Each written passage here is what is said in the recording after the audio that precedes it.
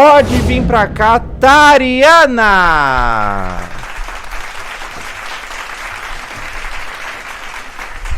Buenas noches. Boa noite, como você tá? Tô muito bem, muito obrigada. Tá bem? Poxa, obrigado você por ter aceitado o convite, viu? E a gente vai conversar um pouquinho aí sobre saúde mental e sobre mente no geral, né? Antes da gente começar, eu quero perguntar, quem é Tariana?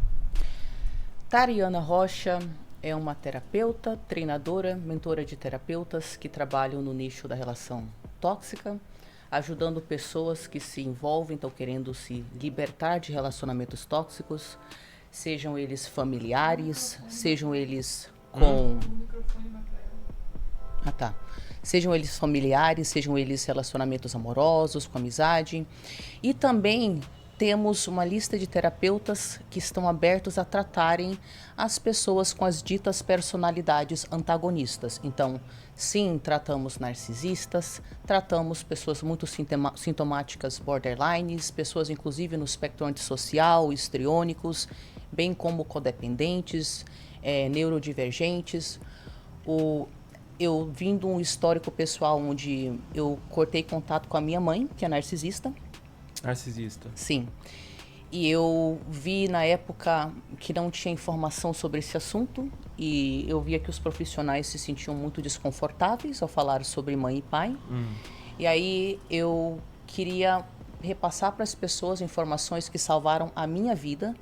Então, grande parte do meu trabalho começou com essa validação da experiência das pessoas que estão lidando com mãe e pai, que estão nesses espectros de personalidades mais controladoras, antagonistas, que acabam adoecendo as pessoas que estão por perto, porque é muito confuso a gente se validar, a gente se sente um monstro, e eu queria passar para as pessoas como é que a gente se liberta disso, como é que a gente lida com isso. Então hoje eu tenho um canal de YouTube, Instagram, enfim, o meu foco agora, além de ter desestigmatizado essa questão familiar, é trazer esperança para as próprias pessoas que estão nesses espectros e que queiram se tratar. Do narcisismo. Todos esses que são estigmatizados, né? Estou num processo também de aprendizado da melhor forma de fazer isso. Então, existem algumas pessoas, particularmente jovens, no espectro narcisista, borderline, que era considerado intratável, tá? Nos anos 90. O borderline. Era o narcisista dos anos 90. Era o monstro que não tinha como tratar, entendeu? Hoje tem um monte de terapia específica para borderline, né? Que a gente possa, sem romantizar nada, e empoderando os sobreviventes, que a gente possa criar um espaço para todo mundo que vai se percebendo nesses espectros, para perceber que com muito esforço, mais esforço do que a gente imagina, tá? Mas com muito esforço, a longo prazo, melhorias são possíveis. O borderline, ele é um transtorno que ele é muito difícil de ter o diagnóstico, né? Ele é um transtorno que é muito confundível com outros transtornos, é um transtorno que tem um diagnóstico meio dúbio, não é tão claro quanto eu imagino a psicopatia. Como saber se eu sou borderline? Como que é o diagnóstico do borderline? Tá, então assim, na verdade, nenhum desses transtornos e transtornos de forma geral não são tão fáceis de diagnosticar, tá? A realidade é que demora anos para você ir percebendo um paciente e fazer uma boa anamnese de vários acontecimentos que vão colocando a pessoa nesse canto ou naquele canto. E por que eu estou falando isso? Muita gente que, por exemplo, é diagnosticado com depressão, descobre que isso tem a ver com, na verdade, uma neurodivergência não tratada. Então, a primeira predisposição para a depressão foi uma neurodivergência num ambiente torto, né?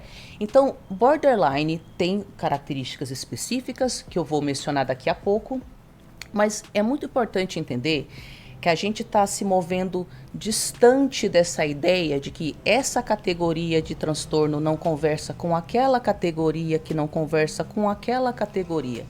Na realidade, quando você percebe seres humanos, a gente percebe que essa pessoa tem uns traços que podem incluir uns traços daquele transtorno que é parecido, que pode incluir traços daquele outro transtorno. Então isso acontece em várias áreas. Por exemplo, Neurodivergentes, antigamente a gente achava autista tá para lá, TDAH tá para cá. Hoje nós sabemos que é extremamente comum uma pessoa autista ter traços ou diagnóstico de TDAH e uma pessoa TDAH ter traços ou diagnóstico de autismo, como pode envolver também superdotação, como pode envolver bipolaridade. No caso, por exemplo, de transtornos psicóticos, em vez de é transtorno esquizoafetivo ou esquizofrenia, nós entendemos que a pessoa pertence a um grupo que contém vários transtornos que envolvem sintomas psicóticos e ela pode ter uma mistureba de sintomas. No caso borderline pertence a um grupo de transtornos de personalidade que são muito estigmatizados, e eu estou aqui para a gente pensar sobre isso de uma forma diferente enquanto a gente se protege. A gente não pode romantizar. Então, o borderline pertence ao grupo B dos transtornos de personalidade, que inclui os narcisistas, os histriônicos e os antissociais. Também tem o grupo A e o C, e borderline, como esses outros transtornos, também podem ter traços do grupo A ou do C. E também, diante de gatilhos mais fortes, pode parecer que uma pessoa que tem um diagnóstico migra para outro. Mas o que está acontecendo é que uma parte da personalidade dela, diante de um forte gatilho, assume uma posição muito mais intensa numa tentativa de proteger a personalidade contra uma dor. Então, borderline costuma ter quais sintomas? Lembrando que é tudo misturado na prática, tá? Borderline é marcado, acima de tudo, por desregulação emocional, gatilho forte de abandono, um enorme vazio, dificuldade de regular a raiva, ok? Um senso de identidade instável. Então, o que isso quer dizer? Quando a gente fala desregulação emocional, nós estamos falando sobre pessoas que têm um sistema neurológico muito sensível, de forma que quem está de fora vendo aquela reação pensa, nossa, que drama. Mas a pessoa internamente, de fato, está sentindo aquilo. Ela está sentindo uma resposta emocional que a sobrecarrega de tal forma que, quando ela tem esse gatilho, ela pode ter várias partes da personalidade que fazem coisas diferentes para lidar com essa intensidade absurda. Algumas pessoas borderline viram toda essa intensidade para si e podem se fazer mal. Então, algumas, não todas as pessoas borderline se cortam. Algumas, não todas as pessoas borderline começam a ter gatilhos de autodestruição, que pode ser com droga, pode ser com comportamentos desenfreados e impulsivos. E algumas pessoas borderline externalizam esse comportamento. É como se uma parte da personalidade dela, ao se sentir profundamente injustiçada numa relação interpessoal, falasse, peraí que eu vou proteger a gente. E nesse estado de intensa raiva, a pessoa borderline que externaliza, nem todo borderline externaliza essa raiva. Alguns voltam só para si, alguns fazem as duas coisas. Mas nesse estado, para quem externaliza, a pessoa pune duramente quem está por perto. E quem está por perto não está entendendo a intensidade da resposta dela.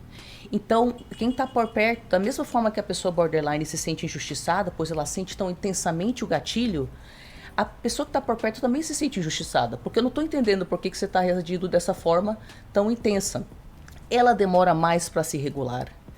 Ela mesmo se regulando, muitos borderlines que não aprenderam a regular suas respostas emocionais, porque eles conseguem, com técnica, com terapia, eles conseguem muito mais do que eles acham que eles são capazes, tá?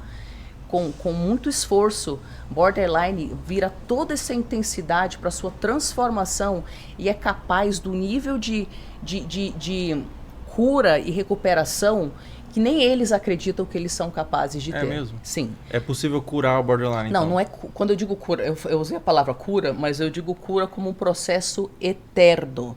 Não como a pessoa chega num ponto lá onde ela não tem mais as dinâmicas internas. Então, Quando a gente fala sobre processo de cura ou tratamento, a gente está falando que a pessoa continua com dinâmicas internas que são a razão por trás dos comportamentos, mas ela passa a ter uma presença de espírito tão forte que agora a parte da personalidade dela que toma conta de tudo isso não são mais as partes caóticas desreguladas, é a parte adulta.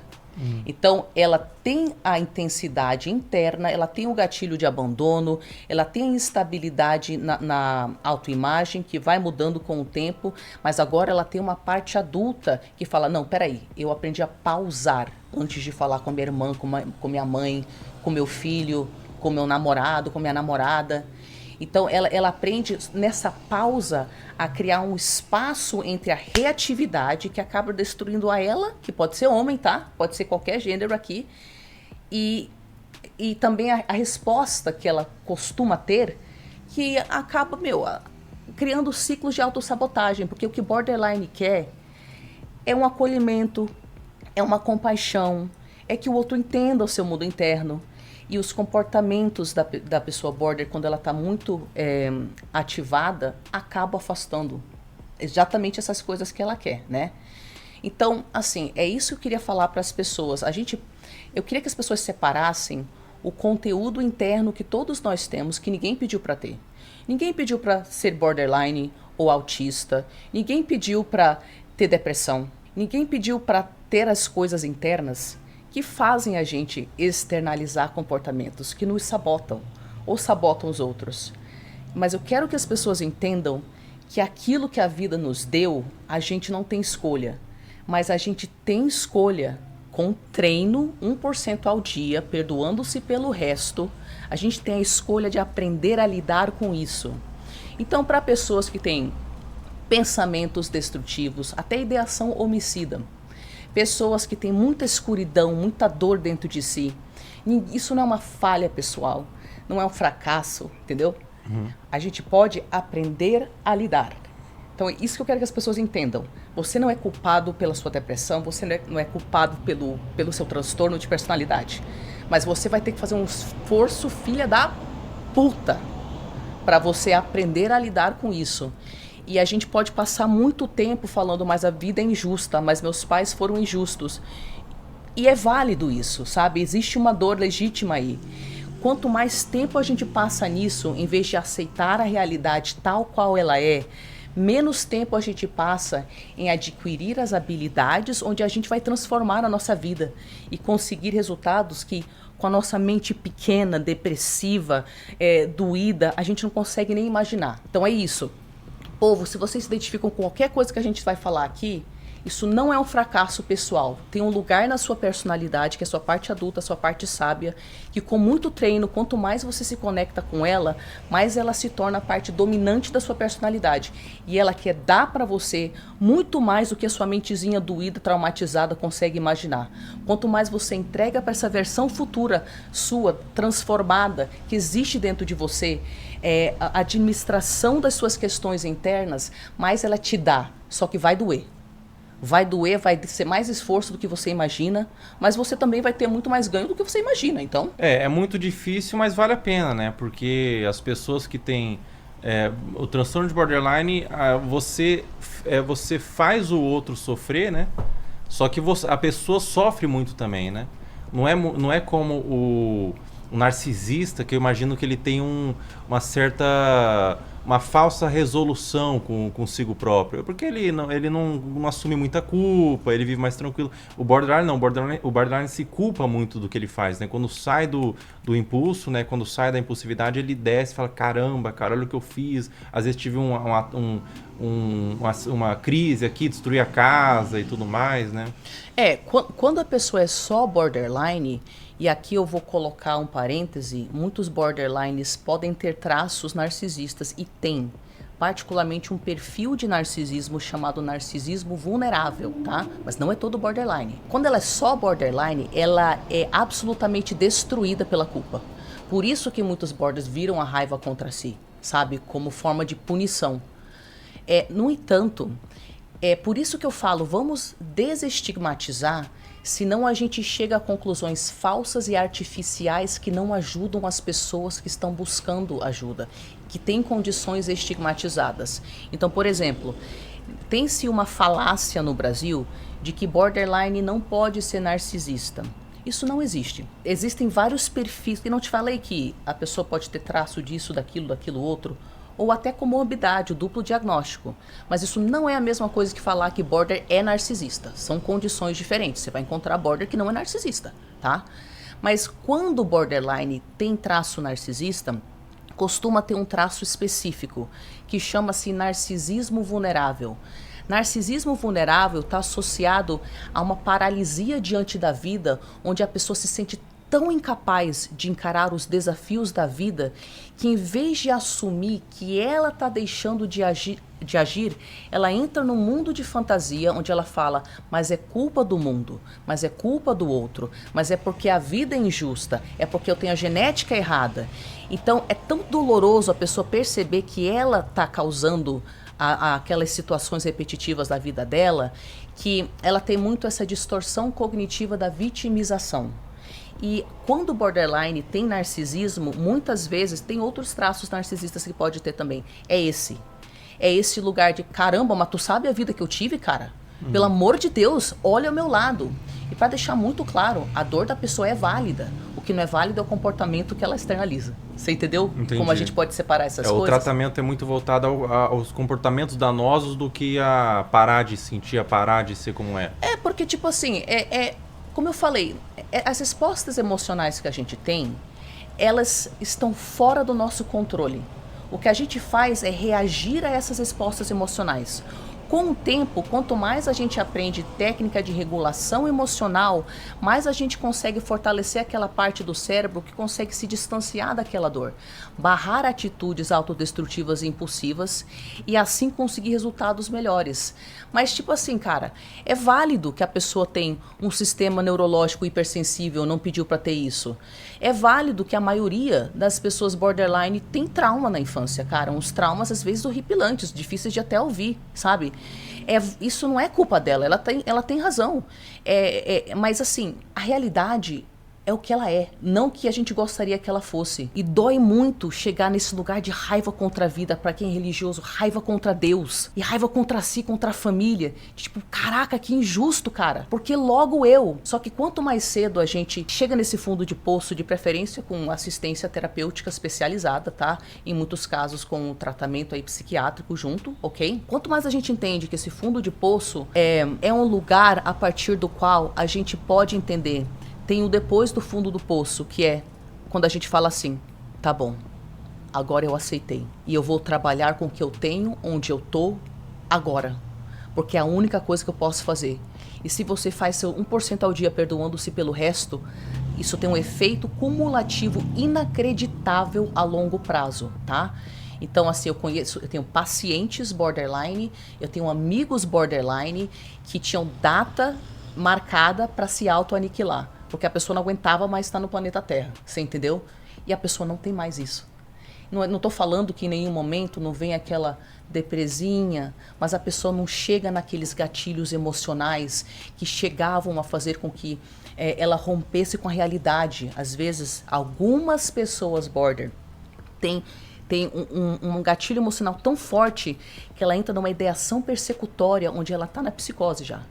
Então, ela começa a te acusar de um monte de coisa que você não fez, porque ela tá vendo o inimigo em tudo que é parte. Então, eu já vi pessoas conseguirem, já estão há anos sem ter esses tipos de gatilhos, sendo que era parte da vida da pessoa, através de um esforço inacreditável, tá? Mas que, como eu falei, tem esse efeito cumulativo a longo prazo. Você entendeu? Bacana. Então, você que tem transtorno de borderline, vale a pena você buscar tratamento porque tem como ajudar muito, né?